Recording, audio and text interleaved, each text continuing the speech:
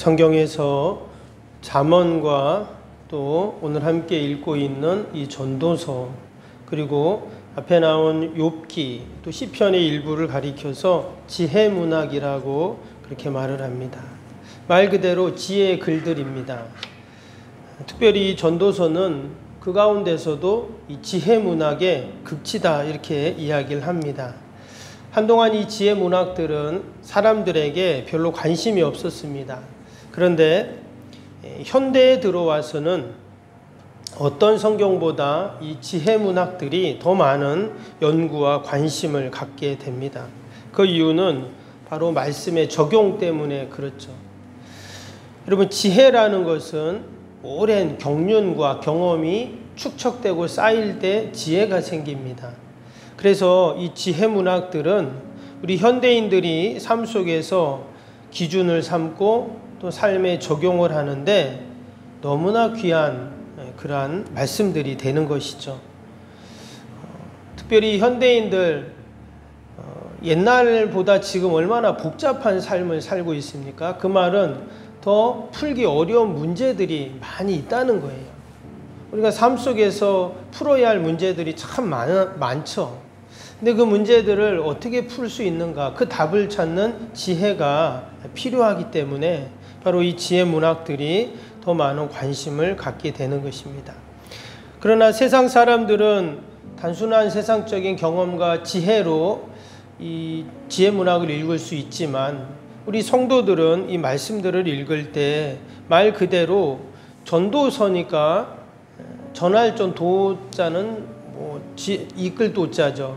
그래서 도를 전하고 이끄는 그런 내용인데, 여기서 말하는 그 도가 뭡니까? 그 지혜가 뭐냐면 바로 하나님 말씀을 말하고 있죠. 그래서 우리는 하나님의 지혜, 또 하나님을 아는 지혜를 우리가 이 말씀들을 통해서 얻는다라는 것입니다. 그래서 우리가 전도서 마지막 장 마지막 절에 함께 보았지만 뭐라고 했습니까? 일의 결국을 다 들었으니 하면서 하나님을 경외하고 그 명령을 지킬지어다. 이것이 모든 사람의 본분이니라 그랬습니다. 결국은 전도서 1장부터 쭉 이야기하는 것이 마지막 결론에 가서는 하나님을 경외하고 그 하나님의 말씀대로 우리가 살아갈 때 그것이 참된 지혜다라는 것을 이야기하고 있습니다. 그래서 우리가 이 전도서를 읽어가면서 이 세상의 삶의 지혜도 우리가 얻지만 더 나아가서 영적인 지혜, 또 하늘로부터 내려주시는 그 지혜를 우리가 잘 받아서 우리가 이 땅에서 수많은 인생의 문제들, 어려움들을 잘 풀어가는 저와 여러분이 되시기를 주님의 이름으로 축복합니다. 오늘 2장에서는 이렇게 읽다 보면 특별히 기쁨에 대한, 즐거움에 대한 이야기들, 교훈들이 많이 나옵니다. 과연 전도서에서는 우리에게 참된 기쁨이 무엇이라고 말을 하고 있는가? 여러분, 어제 그 월드컵 그 아르헨티나가 우승을 했습니다. 혹시 보셨나요? 우리나라가 결승에 올라가서 우승했다 그러면 아마 다 보셨을 겁니다. 아르헨티나는 우승하니까 아이들 학교도 안 가더라고요. 어마어마하게 축하하고 기뻐하고 즐거워하고, 이렇게 사진에 이렇게 나온 거를 보니까 그 아르헨티나 선수 중에 메시라는 유명한 선수 있잖아요. 그 예수님 사진에다가 메시 얼굴을 다 갖다 놨더라고요. 그걸 보면서 완전히 이제 신인 거죠, 이제 그 사람은. 그러면서 사람들이 얼마나 기뻐하고 즐거워하는지 정말 어마어마하다는 생각을 했습니다. 왜 저렇게 기뻐할까? 왜 저렇게 즐거워할까?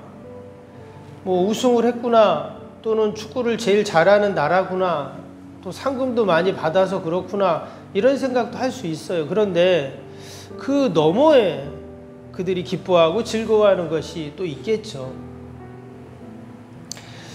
우리도 예전에 그 한일 월드컵 때 우리가 4강까지 올라갔을 때 얼마나 기뻐했습니까? 교회에서도 이렇게 틀어주면서 그렇게 안 했나요? 응원했던 제 기억이 나는데,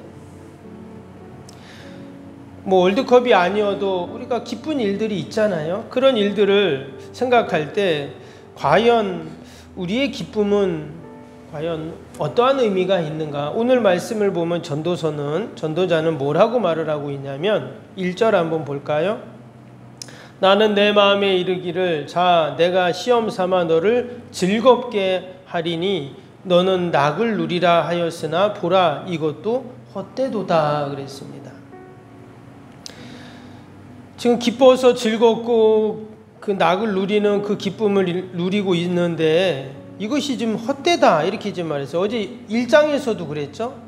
1장에서도 헛되고 헛되며 헛되고 헛되니 모든 것이 헛되다. 해 아래서 수고하는 모든 것이 다 뭐가 유익하냐 하면서 헛됨에 대한 이야기를 했습니다. 근데 말씀드린 것처럼 이 전도서는 1차적인 의미만 우리가 이해하면 안 된다 했죠. 그 원뜻을 우리가 이해해야 된다 그랬습니다. 소위 반어법을 사용하고 있기 때문에 그냥 다 헛되다 이렇게 말해버리면 할 말이 없는데 왜 헛되다고 말하는가 그 이면에는 뜻이 뭔가를 우리가 알아야 된다고 했죠. 지금 왜 전도자가 이 땅에서의 모든 즐거움, 낙을 누리는 것이 헛되고 허무하다고 말을 하고 있는가? 사실 우리는 다 즐거움을 위해서 사는 겁니다. 먹는 즐거움, 노는 즐거움, 보는 즐거움, 뭐 이런 성취하는 것의 즐거움, 여러분 이런 즐거움이 있잖아요. 그런 즐거움이 없다면 말 그대로 재미가 없는 거죠. 근데 오늘 말씀에는 또 2절도 한번 볼까요? 2절에 내가 웃음에 관하여 말하여 이르기를 그것은 미친 것이라 하였고 희락에 대하여 이르기를 이것이 무슨 소용이 있는가 하였노라. 그가 여전히 지금 이건 뭐 다 소용없다 계속 이렇게 지금 말을 하고 있어요. 사람들은 다 즐거움을 위해서 사는데 왜 이것이 소용없는 일이다 이렇게 말을 하고 있을까요? 거기서 끝나는 것이 아닙니다. 4절부터 이어지는 말씀 보세요. 이 땅에 살아가면서 이루었다고 하는 모든 것이 다 의미가 없다고 말합니다. 4절 보면 나의 사업을 크게 하였노라. 내가 나를 위하여 집들을 짓고 포도원을 일구며 여러 동산과 과원을 만들고 그 가운데 각종 과목을 심었으며 나를 위하여 수목을 기르는 살림의 물을 주기 위하여 못을 팠으며 남녀노비를 사기도 하였고 나를 위하여 집에서 종들을 낳기도 하였으며 계속 나오죠. 8절도 보세요. 은, 금과 왕들이 소유한 보배와 여러 지방의 보배를 나를 위하여 쌓고 또 노래하는 남녀들과 인생들의 기뻐하는 첩첩들을 많이 두었노라. 지금 전도자 바로 솔로몬 자신을 지금 가르쳐서 하는 이야기들입니다. 여기 나온 것처럼 정말 솔로몬이 이러한 삶을 살았죠. 어마어마한 양떼와 또 그 소떼와 소유를 가졌고 또 많은 은과 금과 보배와 그런 것들을 다 지금 쌓아 놓았고 어마어마한 첩들을 다 두었고 정말 솔로몬보다 더 한 사람은 없었죠. 솔로몬 때 역군이 3만 명이라고 했습니다. 그들을 통해서 막 일을 시켜서 어마어마한 성전도 짓고 궁전도 짓고 많은 수로도 만들고 건축물들을 만들었습니다. 왕비와 후궁들이 1000명이나 되고 아무튼 이 솔로몬 때 이스라엘은 가장 영토가 넓어지고 부강한 나라가 되고 사람들에게 그러한 존경을 받고 그랬죠. 그런데 오늘 11절에 한번 보겠습니다. 11절 뭐라고 했냐면 그 후에 내가 생각해 본즉 그러니까 이 모든 것을 다 이루어 난 다음에 생각해 보니까 내 손으로 한 모든 일과 내가 수고한 모든 것이 다 헛되어 바람을 잡는 것이며 해 아래서 무익한 것이로다. 그가 이런 수고를 다 했다는 거죠. 그냥 어느 날 갑자기 이루어진 게 아니라 여러분 그거 다 신경을 써야 하는 것이고 내가 다 가서 확인해야 되는 것이고 지시해야 되는 것이고 여러분 이것이 다 수고하는 일입니다. 그냥 되는 것은 없죠. 그런데 근데 결론은 뭐라고 말했냐? 아니, 바람을 잡는 것 같았다. 이렇게 또 말을 하고 있어요. 그러면 그동안의 수고는 도대체 뭐가 될까요? 자신의 심지어 업적과 모든 그런 결과물들까지도 다 헛되고 아무 의미 없다. 이렇게 지금 계속 말을 하고 있는 것입니다. 그런데 지금 전도자가 이렇게 말하는 궁극적인 이유는 뭐였습니까? 우리 1절에서 1절 3절에 그 말씀이 나왔죠.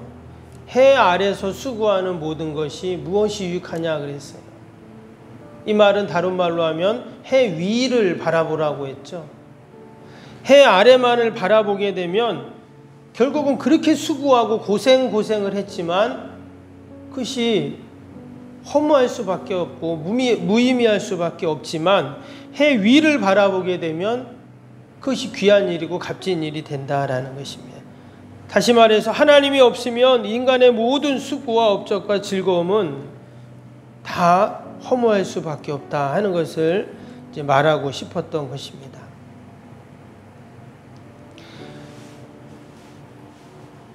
어떤 사람들은 소위 쾌락주의자들이겠죠. 그런 사람들은 하나님은 자신들의 쾌락의 방해꾼이고 즐거움의 파괴자라고 여길 것입니다.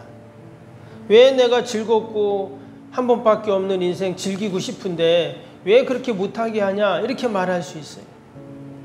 그러나 여러분, 하나님은 에덴 동산을 만드신 분입니다. 에덴이라는 것은 최고의 기쁨, 최고의 즐거움의 극치가 있는 것이 에덴 동산이에요. 그래서 하나님께서는 하나님의 택한 백성들이 이 땅에서 기쁘고 즐겁고 행복하게 사는 것을 누구보다 원하시는 분이 하나님이십니다. 하나님은 하나님의 택한 백성들이 이 땅에 살면서 아무런 기쁨도 즐거움도 행복도 누리지 못하면서 사는 것을 결코 원하지 않으시죠. 때문에 우리의 기쁨 속에 여러분, 하나님이 있어야지, 하나님이 없으면 그 기쁨은 결코 영원할 수 없고 허무할 수밖에 없다는 것을 전도서는 계속 우리에게 교훈하고 있는 것입니다. 오늘도 저와 여러분이 하나님 때문에 기쁘고 하나님 때문에 즐겁고 하나님이 주시는 그 희락과 여러분 영적인 기쁨을 누리는 은혜가 있기를 축복합니다. 월드컵에서 우승해도 그렇게 기뻐하는데 여러분, 우리의 면류관이 하나님이 우리를 위해서 예비해 주셨고 이미 우리는 그 우승이 정해져 있잖아요.